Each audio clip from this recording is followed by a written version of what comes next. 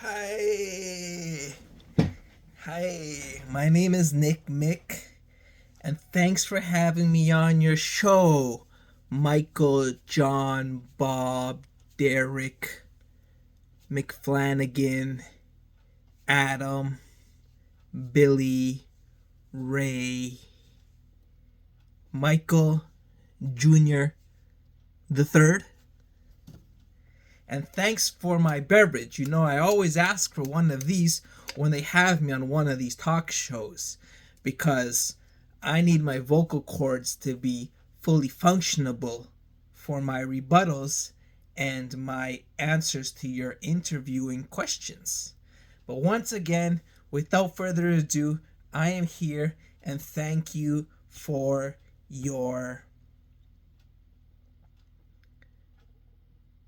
giving me this opportunity to attend your show. I got the TV playing in the background, but I'm on the TV in real life. So, the first question, am I running for politics? I don't really care, man. I don't know. I'd like to make a change in the world. And let's start off with that. See, I could talk for a long time, and I'm gonna talk for a long time because I got a lot to say. You know what I mean? You know what I mean? So the thing is, like, here's the thing. Here's the thing. There's a way to be serious, and there's a way to dick off for entertainment. Now, dicking off for entertainment is important. We all need to calm down and get a little bit of relaxation in our lives. But ultimately, the only thing that brings about real change is the serious business. You know what I'm saying? And the serious business is only done by hard blue collar work man power. Now, I didn't say woman power, but woman power can also make changes too. Yeah. So, if the real change happens with blue collar manpower hours, that in essence means that you and I having this conversation does fuck diddly squat in the grand scheme of things. I could sit here and make the most beautiful speech. I could talk about anything. I don't know what type of occasion there would be need to have arisen for me to break through some type of barriers, but that's not happening right now in here. So the fact we're having this conversation is what we referred to earlier as Dick Squat Entertainment. Now, Dick Squat Entertainment is good. We all need some time to chill and relax a little bit. So, given that, let's debate a little bit.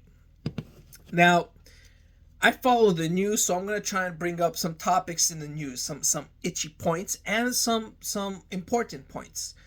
So the itchy points are like the gender ideology and the race ideology and the political spectrum left, right, and these wars. And these are important topics to talk about. And since nobody's interviewing me because I think they're all too scared and they kind of got jelly bellies. Also, they don't want to seem embarrassed. If anybody puts me up on a talk show, I'm just going to straight smack them up left, right, make him my bitch, the things I usually do in my day-to-day world. And they don't want to be embarrassed about that because, let's face it, they're not technical experts in the subjects they interview people about. They're just journalists, and they could be anybody with a microphone and a pen pad, and they just know the tools of rhetoric. But they're not even very good at that either. Like Barack Obama was great at it, and he was president. And his job was rhetoric. And you're a journalist, and your job is rhetoric. But I mean, Barack Obama's president, and you're a journalist. I mean, you guys kind of different a little bit in the skill set. You know what I mean? You know what I mean? Anyways, back to the debates. So, let's go with, what should we cover first? Let's go. Oh, I got my chicken, by the way. I'm going to put my turkey in the fridge. It's good turkey.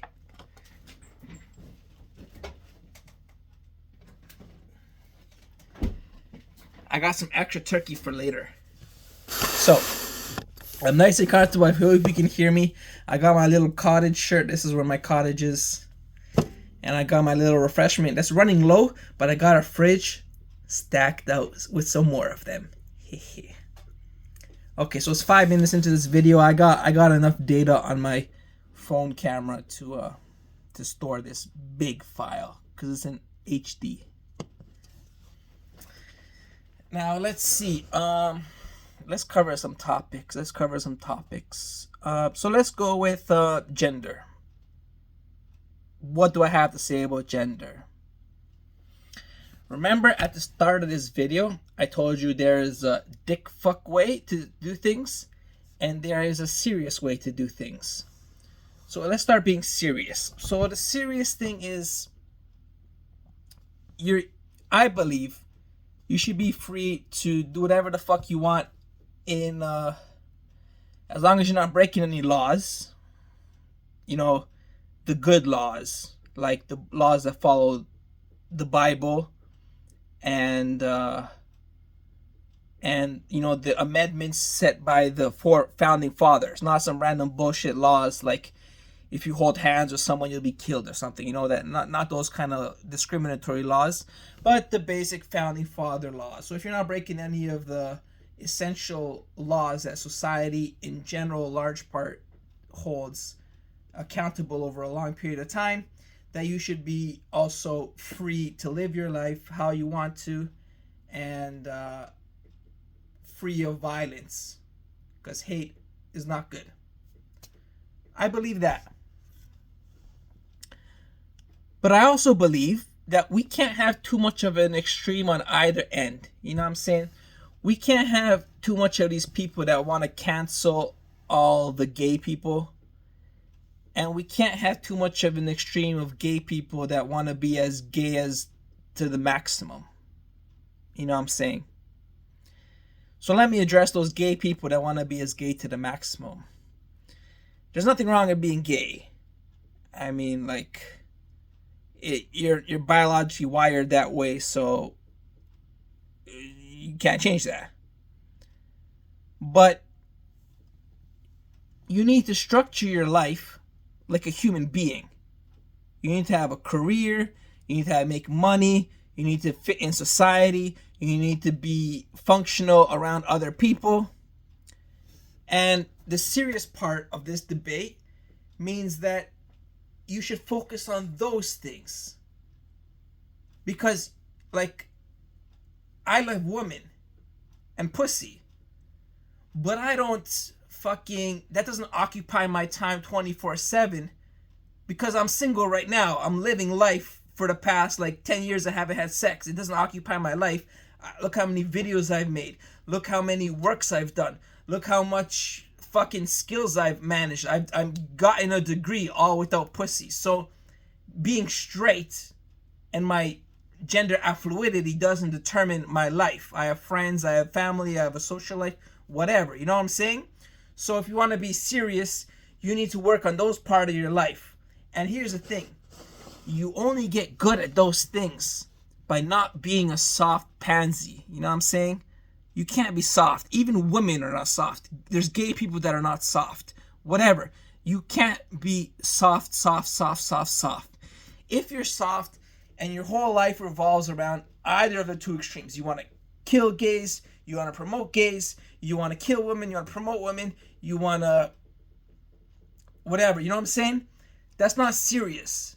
That's nothing to do with the quality of life that a human being innately is expected to achieve. Financial freedom, family, love, health, wealth, relationships, physical activity, pets, you know, all this stuff. Being aware and involved in the political system, the sports system, pop culture, you know, all that stuff is serious.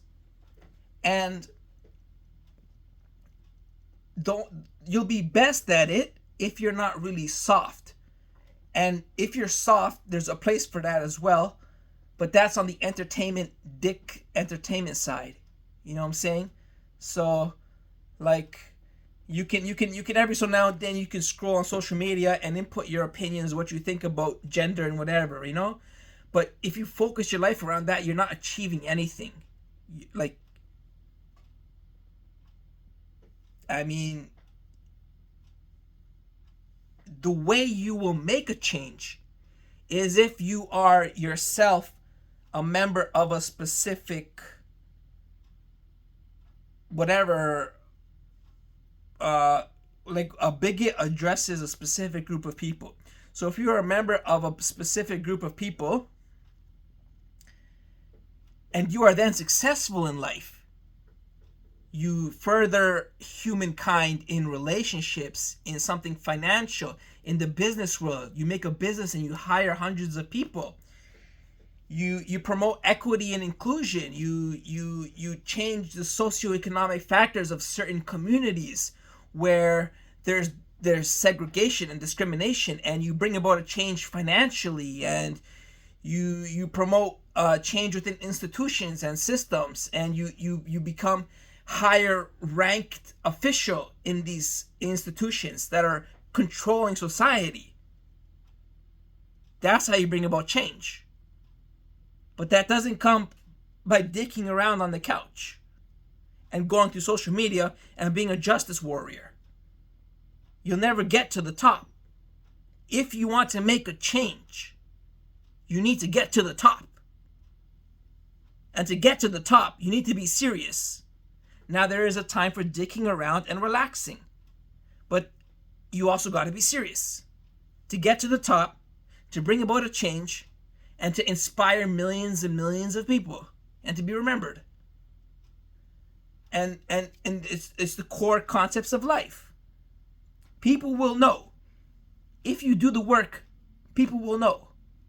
If you have the talent, the ability, and you portray those abilities, and you go out into the world and you show off yourself and what you can do, and you do things, people will notice. But it takes effort. That's the hard part. So it's fine to be queer and social justice warrior and whatever, you know? But that's on the entertainment dickum side. That's not the serious side of life. The serious side of life is that you're a human being. And you still need to do all the things that human beings do. Because ultimately that's what you want. You want inclusion. You want diversity, you want inclusivity, which means you want to participate. If you want to participate, be good at participating. By making yourself so far one extreme or the other extreme, you're not participating. You're involved in entertaining and dickum style. But if you want to participate, you need to participate well and be skilled at it. Like me, I have a mental illness, but I fucking destroy anybody who is trying to talk to me on the other side of this camera. Just like that. Just like that. Just like that. Even though I have a mental illness. Now, am I talking the whole time about my mental illness? I haven't mentioned it one time. Not one time. It's been 14 minutes. Because I participate in life. And I'm going to make a change for everybody with a mental health illness because they see the things that I have accomplished. Despite me being a bigoted person of the mental illness group of people. I'm proving that if you have a mental illness, you should not be collected, rounded up, and killed by society because people with a mental illness can still be successful and contribute in life. That's what I am proving by making this video. You see? That's the serious part. Now, if I want to just scroll through social media and dick around, that's the entertainment part, which there is a place for that as well. You know? So that's the gender side. You know, if you're not breaking any of the laws, if you want to go between genders, whatever, I'm not gonna. I don't have an extreme view on either side. I just believe you should not be soft. So when I see people on either end of the spectrum spend their whole lives preoccupied with a war on social media, none of these people are going to make it to the top of society.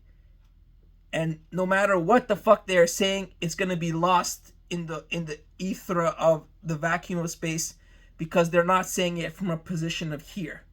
They're saying it from a position of here, and they stay here because they have no fucking life. No matter if you're straight, gay, trans, I don't give a fuck. If you are not up here, and you don't gotta be Beyonce to be up here. You don't gotta be the president of the United States. You can be a principal. You can be a member of a society and of a council, and a real council, not some fucking made up council. You know, a real society valued council. Make it up there. And then you approve that you have a life, and your opinion is worth listening to. You know? And the only way to do that is to be serious and do the work. That's what the point of this discussion is. So what other topics can we cover about? I mean, let's cover DEI now. Once again, the same fucking shit. DEI means diversity, equity, inclusion. Now what they're trying to do is get more representation, which means more black people, women people, not black people, but minorities, women, people of color, Asian, Hispanic, minorities, not whites. But what that does is discriminate against the whites. But I don't give a fuck. I don't give a fuck because I'm not an extreme either side. I don't give a fuck. I give a fuck of staying at the top. So I support what DEI is trying to accomplish.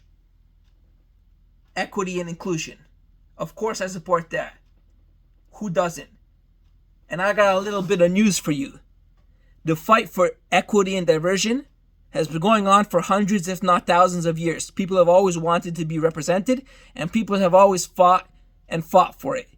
You making a fucking policy called DEI is a lazy, cheap scam to fucking try and achieve that goal. And it's insulting to Barack Obama. It's insulting to Dr. Martin Luther King. It's insulting to all these great prominent figures of color, of minorities, of Hispanic, of whatever. It's insulting to them because they did the work and they've created change through their actions, efforts, and talents. And they succeeded in bringing about change and representation. The greats. But a cheap loophole is not, with no effort involved, is not going to bring about a change. Change, it's called, remember what we said? Dick style entertainment. DEI is dick style entertainment. Because it's about saying, I can't be a pilot, but shouldn't a pilot be Mexican? Why are all the pilots white? Imagine if we had an Asian or a black pilot. Imagine. Now we could fucking sit here and talk about that for 24 hours. That's what Dickum entertainment is. Now there's a place for that. If you want to talk about that, talk about that. But that's not being serious. If you want to be serious, you need to look at the problem and say, why is there no diversity in the pilots, in doctors, in medicine, in these high-skilled jobs? It's because, not because there's no DEI in high-skilled hiring. You could sit here and say, I'm hated because of the group of people I belong to in society. You could say that. Or you could say, I don't have equal opportunity because of the factors that surround my life. I don't come from a rich family. I don't live in a rich neighborhood. I live in an unsafe neighborhood where crime is prevalent. And there are not a lot of job opportunities or levels for ascension. I can't get a loan from the bank. Not a lot of people believe in me. I don't have the familial supports. You can say those kind of things. And those are real. But simply saying, I don't fit in and people don't like me, and that's why I'm not represented and whatever, is fucking dickum entertainment. Now, you could work at what you're not good at, which is the opportunities you don't have, and make your way to the top. And then you could bring about a change. You could become a pilot. All it takes is one. All it takes is one. You could become a pilot. You could live a successful career, 20, 30 years of flying. You could retire successfully. You could join the Council of Aviation Ministers, and you could have a prominent voice on that council. And then you, with your experience and knowledge of what it takes to succeed, can input tools and practices in place in the grassroots, where those communities start, where those kids start with dreams, and make them have dreams to become doctors, to become pilots, to become whatever. And then you supply them with the tools. You give scholarships. You give workshops. You give education opportunities. You hire the best teachers, the former pilots. You hire medical professionals. You bring about a change because you are at the top. You've seen it firsthand, and you make a change for others along the way. Now, I'm not an expert on becoming a pilot. I'm not an expert on becoming a doctor. But these principles is how you would promote equity and inclusion. Once again, that's serious. That's the real change. We all want it. It's not fucking easy. It's not going to drop out of the goddamn fucking sky.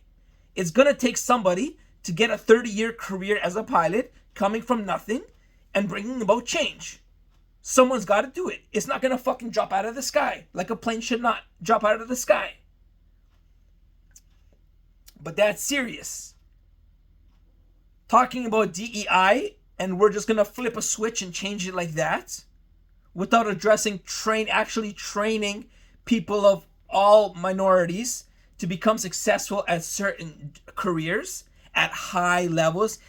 There's no DEI at minimum wage jobs, because anybody can fucking do it. There's no skill required. If you want to hire whoever the hell you want to hire. It's not hard to find a minimum wage job. There's no problem there. The problem is DEI is trying to address the high level jobs. Now, the only way to address the high level jobs is to fucking do the work and become a person there. Now, just because somebody else has more easier path to get there than you do, that's unfair reality of life. It's unfair. Doesn't mean it's impossible. You just got to work harder. You got to work harder. That's a serious side. If you want some dickum entertainment and start talking about DEI on your own time, that's dickum entertainment. But if you want to bring about a serious, real change, then you need to do the real work. You need to go into the grassroots. You need to have the opportunities put in place. You need to make it to the top. Then you need to, from the top, have your say. That's DEI. So, we've addressed DEI and gender. You know what I'm saying? There's a serious way, and the theme has been there's a serious way to do it. Me standing here and talking to you doesn't fucking do a thing. I'm not going to go and be a pilot. I'm not going to be a DEI hire. I'm not going to make that change. I'm not going to be gay. I'm not going to make that fucking change in society.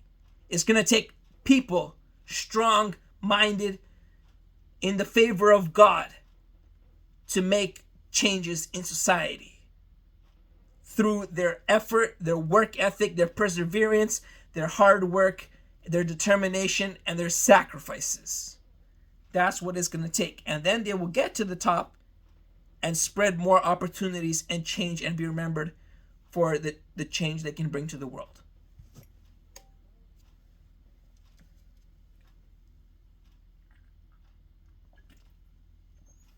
And if you want some dickum entertainments along the way, you can always go on social media and dickum entertainment away. Whatever. Okay, so this has been a good interview. Now, let's talk about, what else is there to talk about? We can talk about war. War. What can we say about that? Well, war is generally started by politicians. There are political tensions. I'm not an expert on politics or war tensions or whatever, but generally there are political tensions between nations. And then certain leaders start the war.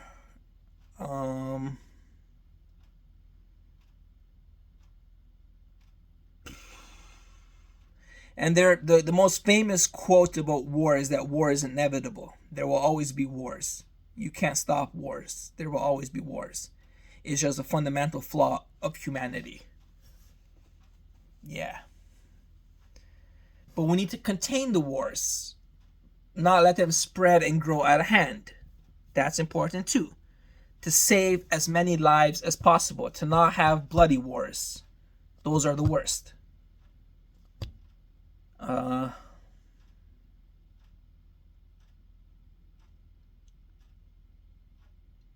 Defense is also important. You can't be defenseless, otherwise you may not attack somebody, but somebody can always attack you.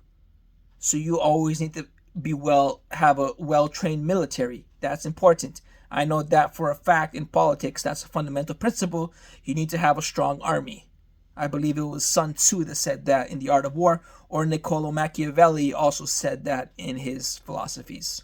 You know, two philosophers of the 19th, 18th century.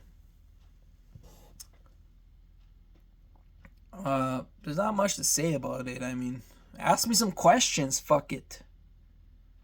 Ask me some questions, then I'll answer.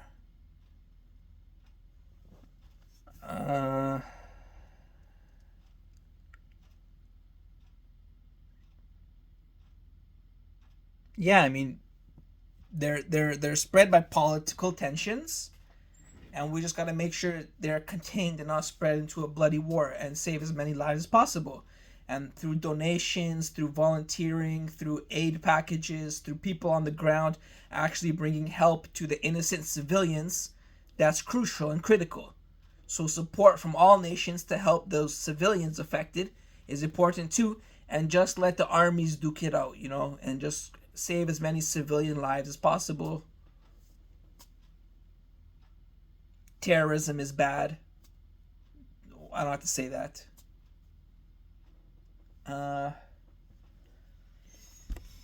There's nothing really else to say about that. Unless you ask me some questions, there's nothing more to say about it. It's pretty self-evident, self-explanatory. So what else can we talk about in this interview I have? Once again, thanks for the refreshments. What else can we talk about in this interview?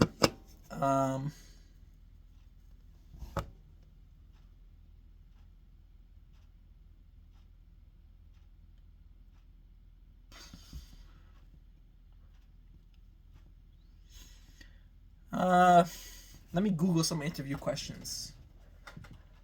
Let me Google political interview questions.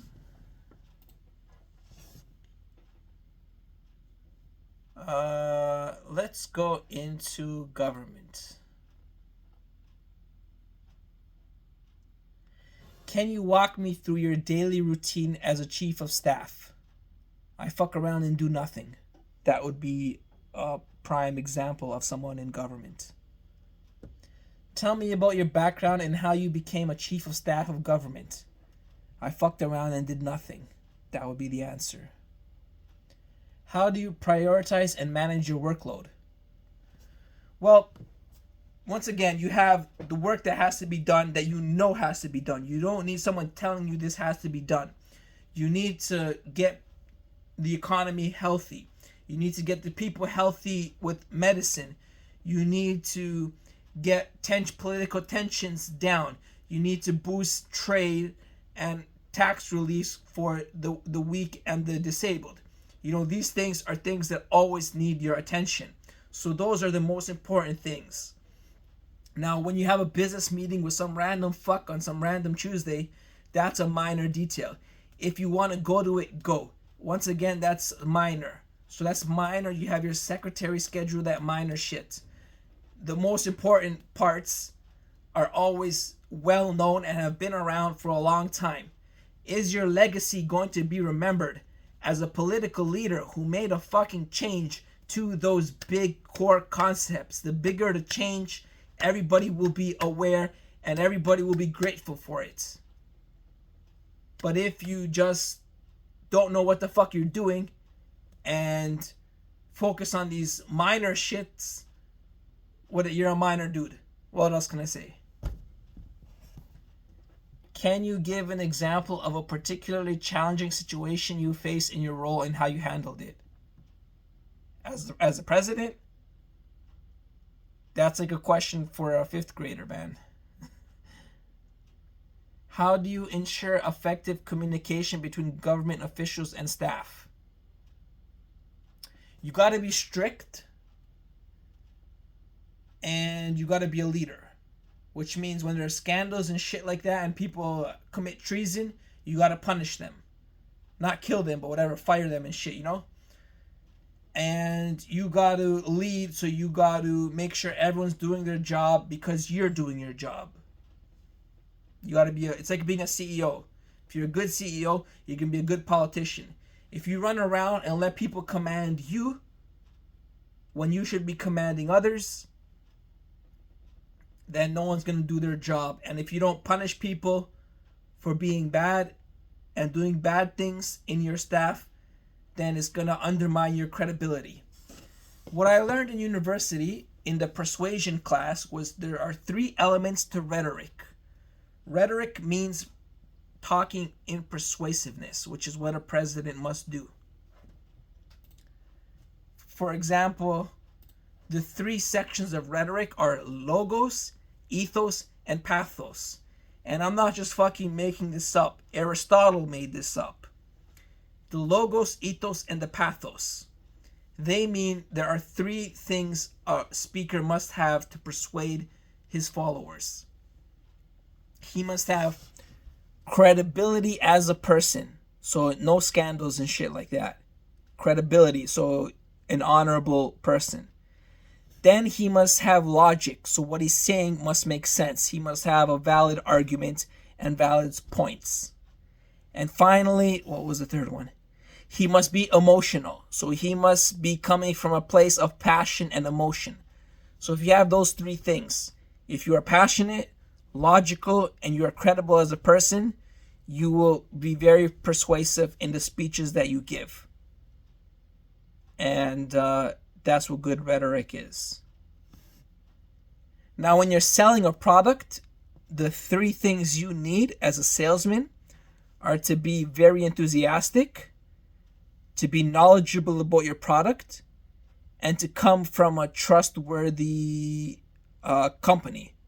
People want to see what kind of person you are by being enthusiastic. People want to see your logic by how knowledgeable you are about your product. And people want to see your credibility by how trustworthy your company is. So once again, the 3 methods of Aristotle's rhetoric in play when you're selling a product. I'm giving you this tip for free, but I must thank you for interviewing me. Thank you. But it's free, you know? What's your approach in coordinating and leading a team? A team is a lot of moving parts. If you are standing still, you are losing. You cannot stand still. Everybody has something to do. Everybody wants to do something. Try and make sure the gears that are steering the teamwork and the function of the company or the political system are running as smoothly as possible. That's your job as a team leader, which means, first of all, doing your job and then just connecting the pieces. So if someone fucking comes to you with a report and one of the numbers is in a different column, don't fucking ask him why the number's in a different column. You know, that's his job. Let him fix his job. You focus on how this report is tied to this report and how this person can now, having completed his assignment, communicate and is ready to work with this team and this person and make those connections happen. And look at the systems in place and just do your job to fix the connections between the team. Do your job by fixing connections between the team. Don't do other people's jobs. You know, do your job by helping the team run smoother. That's how you can make the team communicate effectively and coordinate was the question. Now you can plan, so just let everybody start and let them handle their business. Let them grow and be free. Let them have as much power as they want and can handle. You know, that's why your team will be as powerful as ever, by letting your team run themselves and you doing your job and connecting them.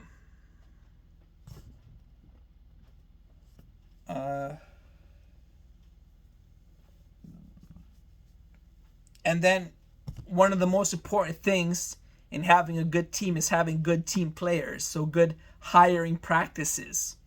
And the way to do that, I found out from reading books from CEOs, is that you want to spend like a day with the person you are going to hire. They got to be qualified, but you got to be like them. You're going to spend a lot of time with them. You got to see how friendly they are, how disciplined they are. Can you tolerate this person, and are they good to work with? That's how you hire the best people, which are going to run your company and bring in more people of the same type. Not DEI. You know what I'm saying? Dickwitted entertainment. So, yeah, just you got to hire well, and then you got to do your job and glue the pieces together.